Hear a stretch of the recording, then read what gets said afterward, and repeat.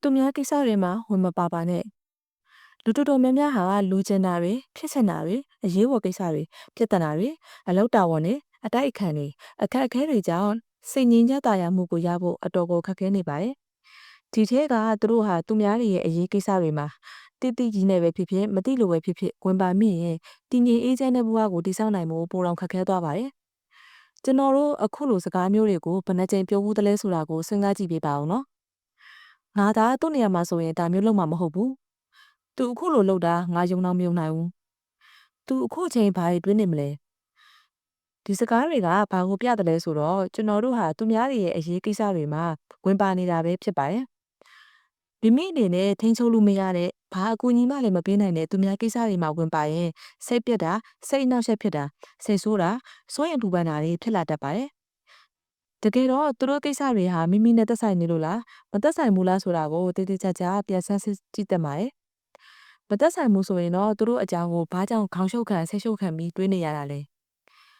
အခုလိုပြောလိုက်လို့မိတ်ဆွေကိုလူတွေကိုမကူညီဖို့လူတွေကိုလမ်းညွှန်မပြပေးဖို့ပြောတာမဟုတ်ပါဘူး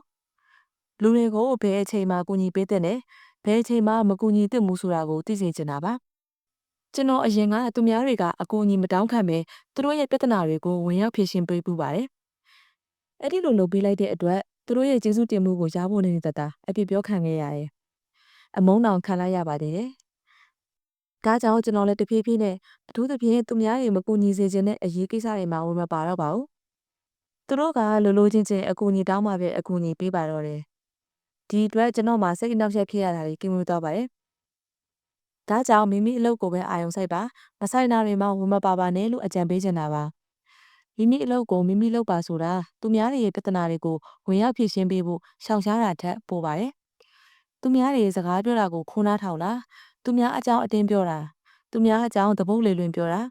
သူများတွေရဲ့လုပ်ရက်တွေကိုဝေဖန်ခဲ့ရတာစတာတွေပါဝင်ပါတယ်အဲ့ဒီလိုသူများတွေရဲ့အရေးကိစ္စတွေမှာပါဝင်ပတ်သက်နေမယ်